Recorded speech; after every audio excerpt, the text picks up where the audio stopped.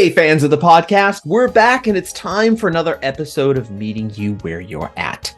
And as you know, on this podcast, we talk a lot about venture capital and we talk a lot about the women who are leaders in the venture capital space. Well, Meg Wood, our next guest, is no different.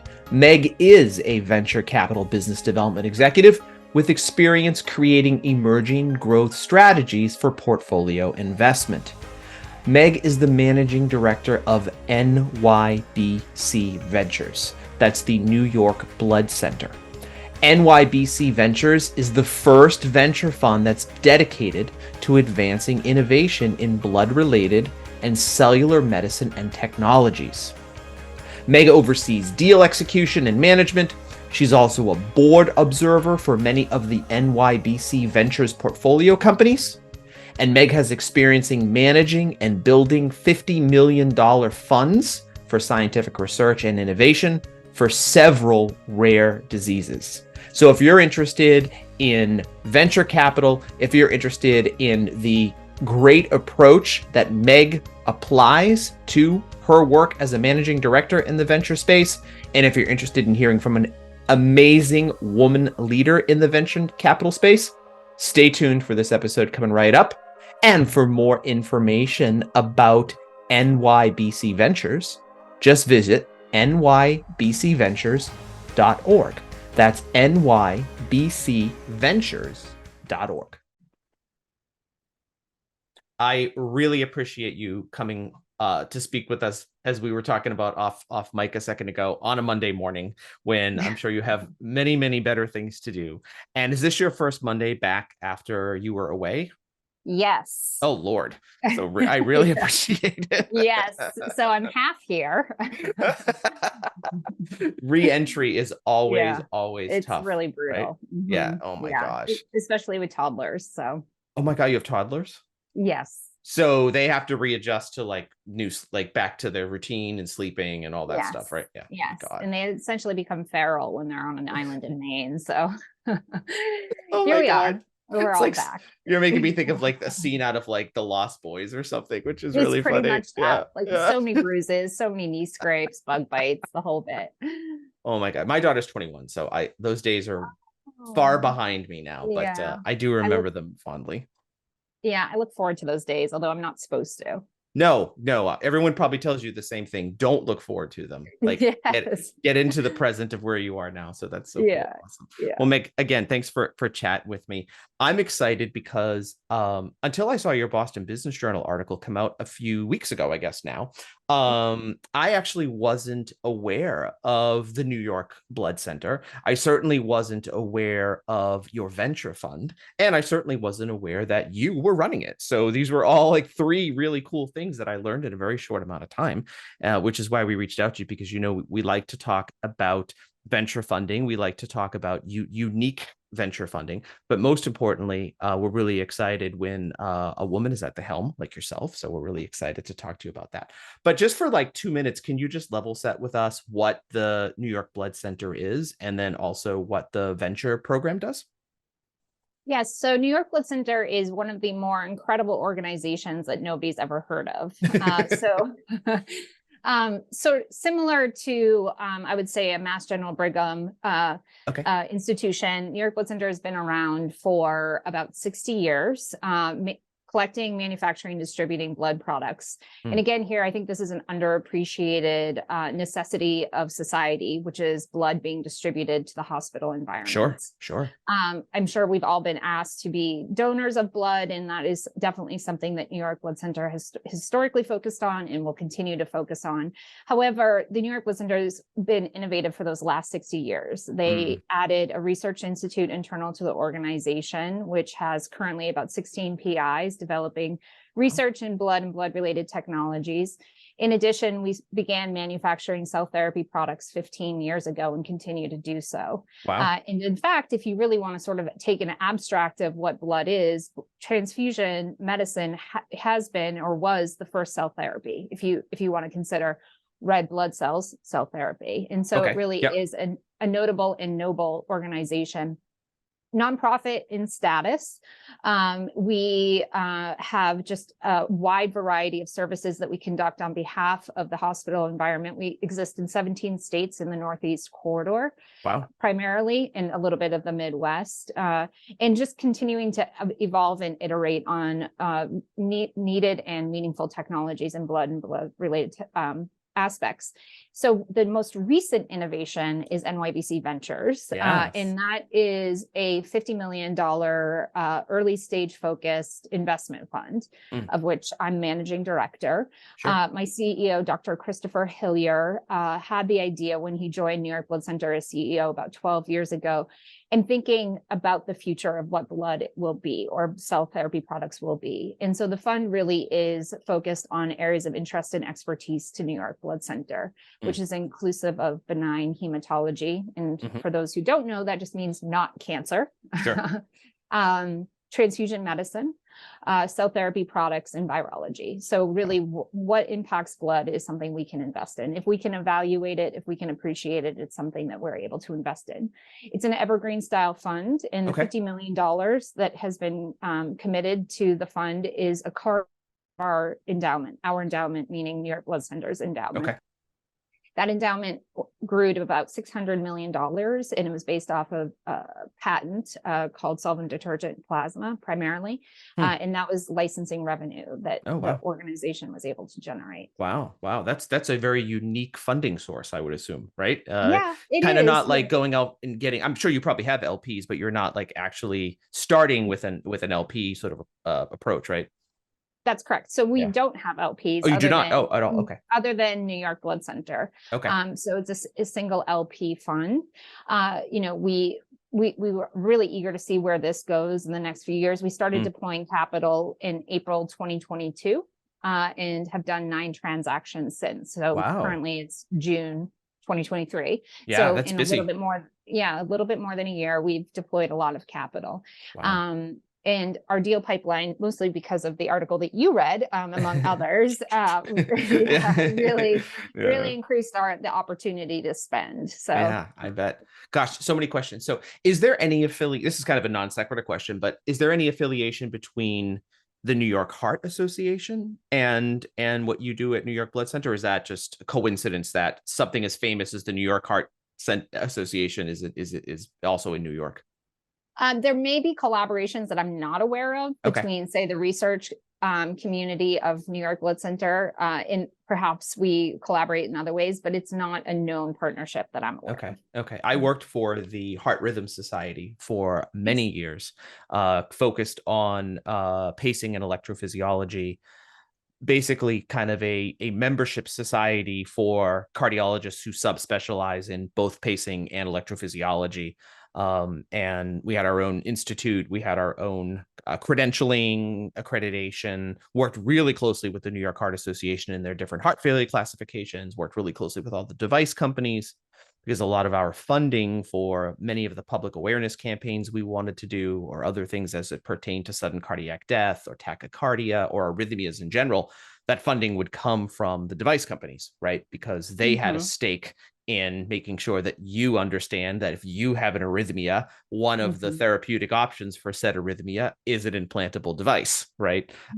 Or a medication, if in fact it's a drug company that's part of the conversation. So I always kind of walked a fine line there between being a nonprofit medical society and kind of taking money from either pharmaceutical partners or device partners to fund our programming.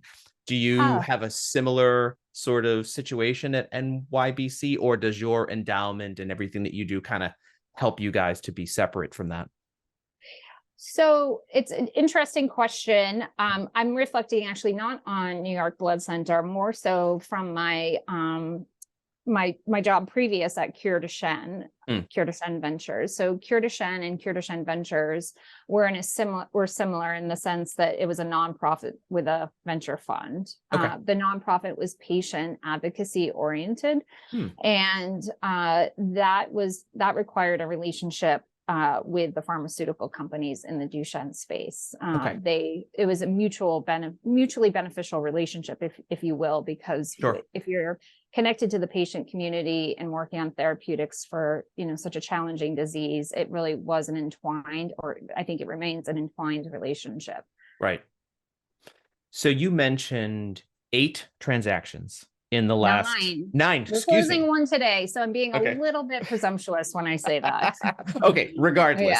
Yeah. So in April, 14 months, let's just call it, right? Would that Yes. be We'll call 14 it that. months? Mhm. So, I mean, I'm not really good at math. I majored in foreign language, but so we're like one a month, a little less than one a month, right? So Mhm. Mhm. how are you keeping pace with all of that, Meg?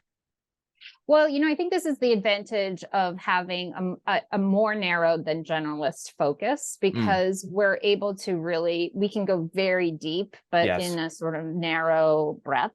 Okay. And that's quite helpful, right? Mm, And we can identify ar- commonalities mhm. within our areas of interest and develop pretty well honed investment thesis around each therapeutic slash device, because we do both, that we're considering. And there's a lot of people looking for capital right Yeah. now, which is unfortunate. Our industry's hit a little bit of a Yeah. Everyone has. Yeah. freeze. Yeah. So, I think that's given us a slight advantage to not have any legacy investments at the Mm, time when there's been a capital crunch. sure. We're really able to focus on those de novo investments of, not only the sort of interest and focus that we're primarily interested in, but also, the best company working in that Yeah. space. And I haven't looked much at your portfolio, but I'm Mhm. assuming it is probably a breadth of both therapeutics, technologies, etc., or does it tend to concentrate in one area or the other? The current represented portfolio is primarily most heavily weighted toward therapeutic, but Mhm. it depends on how you define that, because Yeah. there's several that are in the regenerative medicine space. Okay. So, those are therapeutic in orientation. However, they're really trying to regenerate your own capabilities within your body, whether it be for the thymus or other. Got it. Got it. Actually, I shouldn't say that I don't know your portfolio because I'm assuming that all the observer. Oh my God, I can't talk today. Board Yeah. observer North positions America. that you held are probably the results of those that are in your portfolio, or do you have other sort of board observation responsibilities outside of your day job? I guess. Not currently or Okay. actively. We have enough to do in our day jobs collectively Tell as me a about it. team right now. But yes, you're right. So Yeah. through my LinkedIn, you probably saw Yeah. a good representation of our portfolio. I think there's several that I'm not an observer on that are in our portfolio. Sure. One is actually something that we did that is quite unique. So this is where we diverged from the therapeutic orientation. We took an LP position in a private Mm, equity firm called HealthQuest Capital.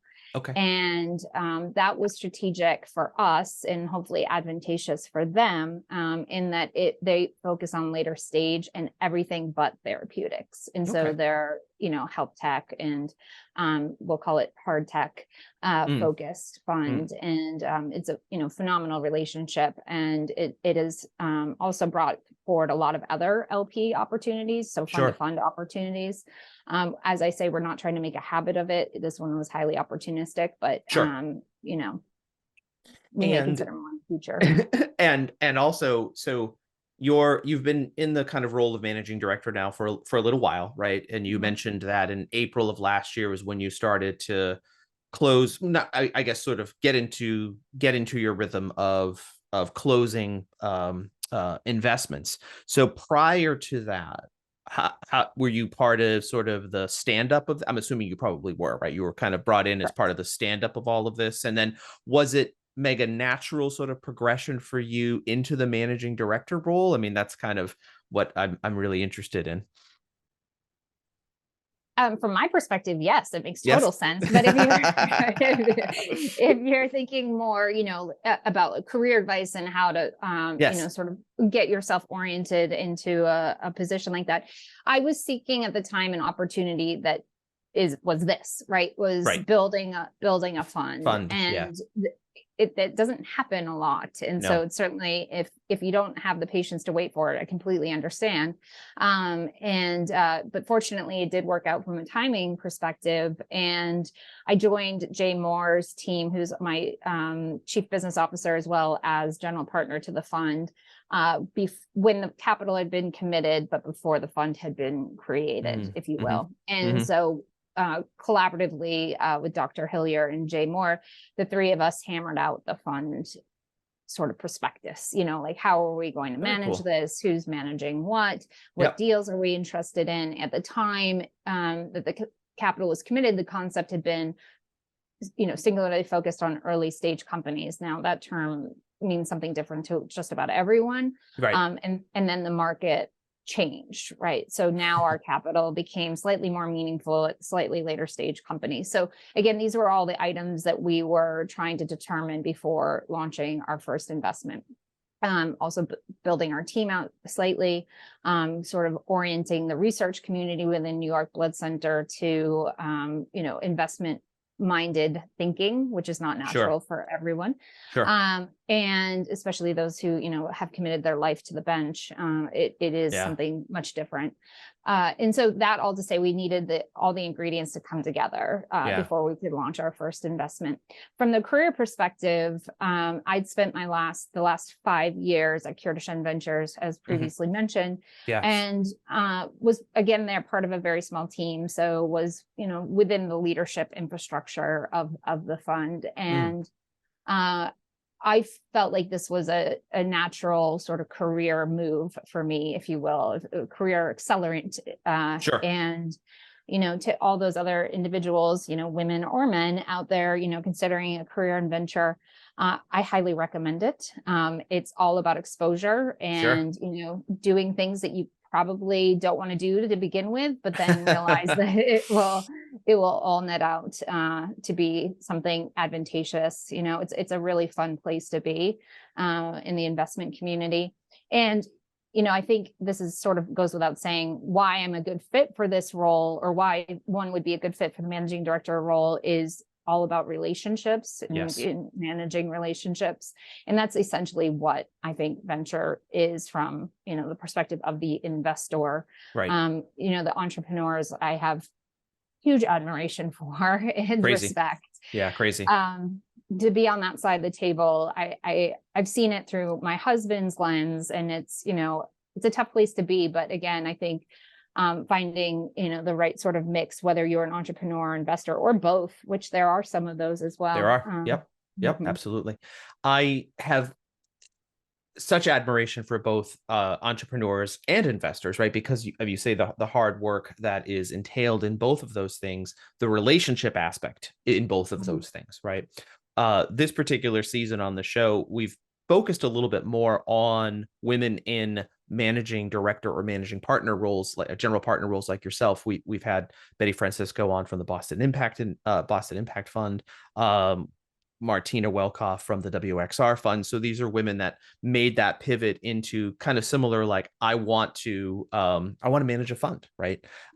So many of the folks that listen to the show are more on the entrepreneur side of the table, to your point. But we've had an increase in individuals who are saying, like, yeah, I think actually at this point, I've had a couple of successful ventures potentially, right? And I want to go to the other side of the table, right? I'm actually interested in understanding how I can move into a managing director role or a managing partner role at a fund. I maybe want to start my own fund, right? So certainly we've had those conversations. Yes. Well, that's kind of what I was leading up to. So thank you, Mick. Give me a call. Yeah. But let's back up a little bit there too. So I think you and I kind of have a similar background. So, I went on after my undergraduate and really focused on health services administration for many years. Worked within the hospital environment for many years in a health services administrative capacity, hospital administrative capacity, really on the technology side, before I made the kind of jump into the vendor space, where I've kind of been since then. Is that a correct assumption? Did you kind of start your journey in the health systems administration, health services administration side, or did you find your way into that a little differently? Yeah, so when somebody told me that you can have a career that either represents a ladder or a jungle gym, I took them very The, seriously. the jungle gym. And I selected the jungle gym because that sounds Awesome. much more fun. Yeah, way more Um, fun. yeah. And so I did begin my more professional career. Originally, I was a photographer, but we can leave that off the conversation right Oh, wow. Okay. Yeah, so I'm very comfortable with pivots. And I decided that I, singularly was going to change the way health was managed in the United States. I So love it. no small mission. No small feat. Just gonna wake up and No. tackle healthcare. Yeah, yeah. It made total sense at the time. Yeah. I Love got the my ambition. yeah, so I decided to go back to graduate school. I went to the BU School of Public Health and had a incredible educational experience. And also it is connected to what I think is the premier hospital in Boston, which is Boston Medical Center. And Sure. so BMC. Yeah. I began my work, my public health work at Boston Medical Center. Mhm. And, within the hospital administrative environment, there are amazing people that are Sure. sort of, grounded by Passionate and bureaucracy. caring. Yeah. Yes. I mean, Yeah. the most amazing people, whether it be Yeah. doctors or administrators themselves or nurses or anyone in the hospital environment, especially an organization like Boston Medical Center. The bureaucracy is profound, right? I Yeah. mean, it's It's amazing terrible. that it's amazing that anything gets done, let alone, improvements, change and the like. Not to say that the intent is not there. It certainly was. Sure. But it was when I envisioned something else for humanity, which is, okay, if we can't necessarily, the service side is, challenged, resource challenged and just efficiency challenged. It's just challenged in many different ways. What about therapeutics? How are those created? How do those get launched? How do Mhm. treatments, therapeutics, devices, the whole nine yards, how are those launched? And because I had an amazing peer slash mentor who was in the venture environment over on the other side of the bridge, Cambridge, that is how I foothold, what's the right word there? Myself into that community by joining a firm called MPM Capital. And that is where I had my boot camp in venture.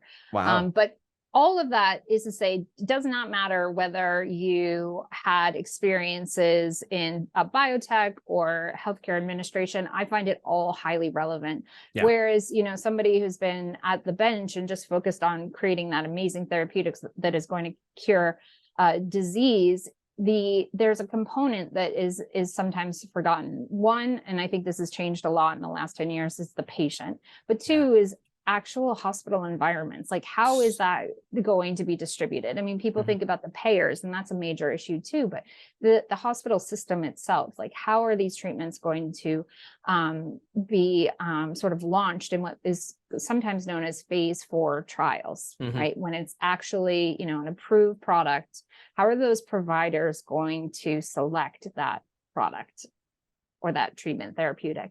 And that is a big burden on a lot of commercially launched products. Sure. Is sort of mobilizing Provider kind of that. acceptance. Yeah. Yeah. Yeah. And, and payer among others, and even patient acceptance. So if you think about something like a gene therapy, lots of money has gone into the R&D there. And, Sarepta's, conditional approval last week is a huge deal. Yeah, it's big. Gene therapy, obviously big deal for Duchenne, but how will that all be distributed, within our healthcare settings? It's quite challenging. I find that very fascinating what you just said, and I'm assuming you do this too, but I advise a lot of early stage companies, and kind of I focus a little bit more because of my bias, right, on the payer side. To your point, Meg, where it's sort of like, this is a great idea, but who's going to pay for it, right? And how are you going to convince a payer that this great therapeutic or this great technology is going to move the needle from an outcomes perspective, so that a payer realizes that it's worth, their time and their effort to invest in this as a member benefit for their membership.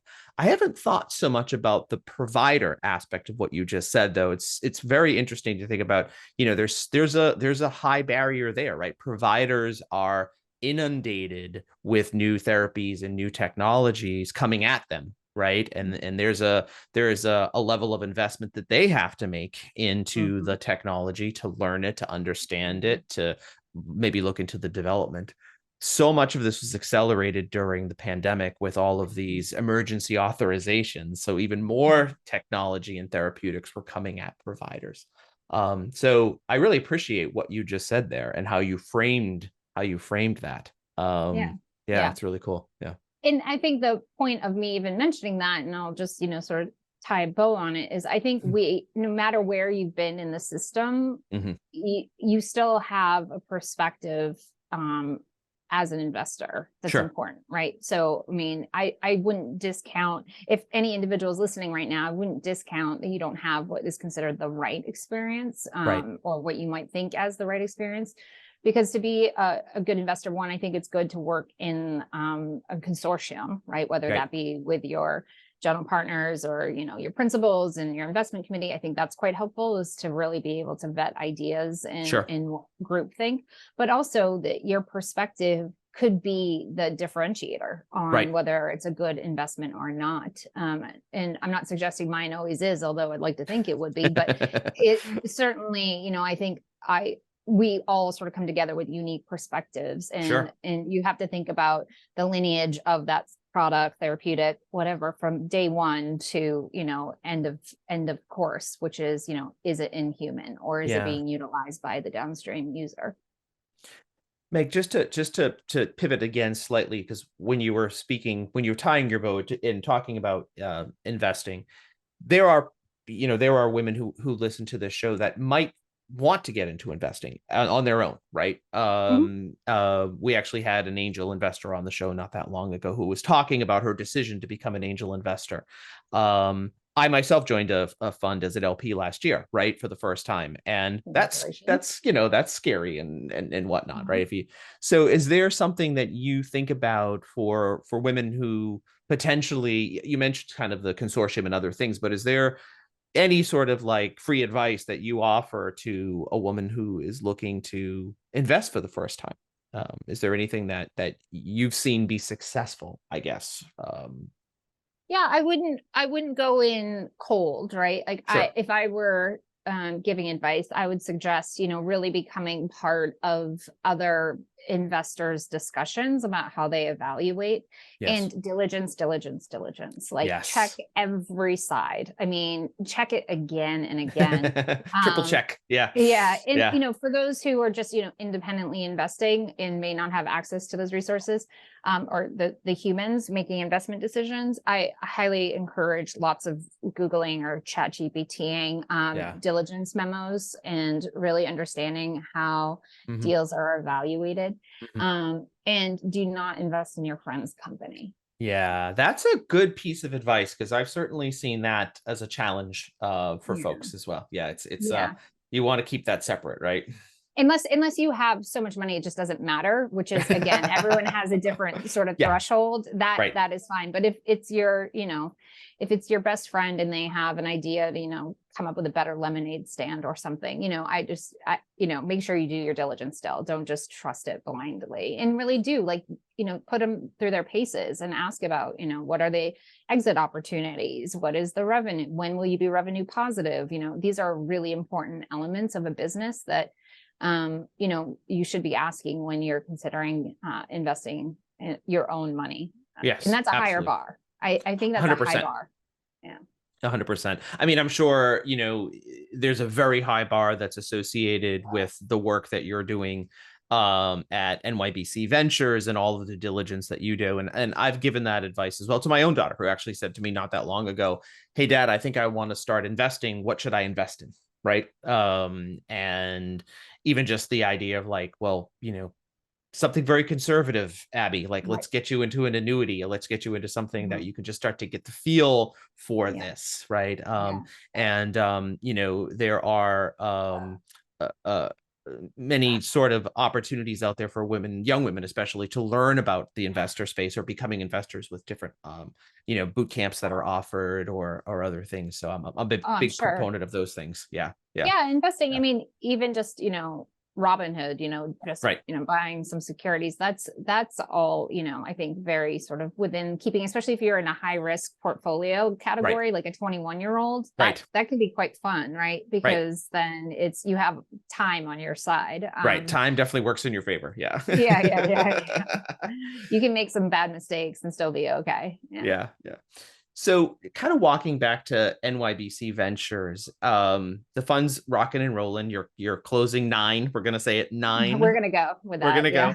go. Do you anticipate, Meg, other dimensions to NYBC Ventures? So a lot of venture funds, in some cases, are getting into the business of potentially offering accelerator programs or being part of those sort of equity-based, types of programs where young entrepreneurs can come in and get access to networks or get access to other things without divulging more than you want to divulge, of course, on your company's strategy. Is that something that's kind of in the prospectus of what NYBC Ventures might do? Yeah, absolutely. I mean, there's sort of only white space right now because that's cool. Everyone has, a great idea and we are pursuing all of them. I think just to go back to the parent org and sort of take NYBC Ventures off for a second, the organization has headquarters in Upper East Side Manhattan, which is a historic, we'll call it, building that needs lots of TLC.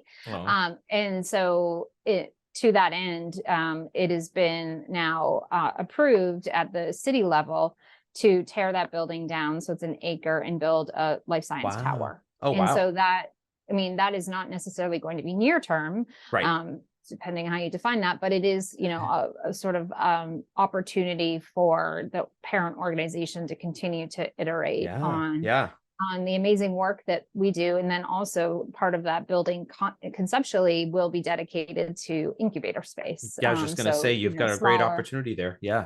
Smaller lab environments. We have real estate, as I mentioned, in 17 states. So, there's sort of unique plans per pocket, we have another location in Delaware, which ideally will be retrofitted as an incubator space as well. So that is all within the strategic scope of the parent organization. And obviously, and without a doubt, NYBC Ventures would be very curious to know, what those companies are that are taking up that space and participate in some of those activities around early stage companies either forming or sitting within NYBC's parent org. It's a pipeline into your portfolio for sure. Correct. Right. Yes, I mean, absolutely. which is cool. And there's also a level of diligence and vetting that has gone on at your parent organization level, potentially, that maybe makes your job easier. I don't know. Probably nothing makes your job easier. No. It all helps. But, I think, from the other sort of innovative aspect of NYBC Ventures is that we also have this amazing research that's occurring in our organization. And should any of those technologies reach a point of maturity that makes sense for a spin out or other, NYBC Ventures would be thrilled to be part of those companies as well. So we're both inward and outward facing in our investment consideration. Speaking of your job and how hard it probably is, you mentioned earlier that the press that you've received most recently has certainly upticked interest in your fund and people approaching you and potentially, I'm assuming, looking for funding. It's tough sledding out there right now, right? There's a lot of struggles. There's a lot of failure of smaller VC ecosystems going on right now. I myself I'm working with a company whose board I sit on. We're trying to close a Series A right now. It's tough sledding out there. Trying to get away from bridge rounds and other things. How are you vetting through everything that's coming at you? Do you just feel like, look, we've got a kind of tried and true due diligence and vetting process and that we stick to? I'm assuming it's probably fluid as the day goes, but talk to me a little bit, Meg, about how you're kind of holding at the gate.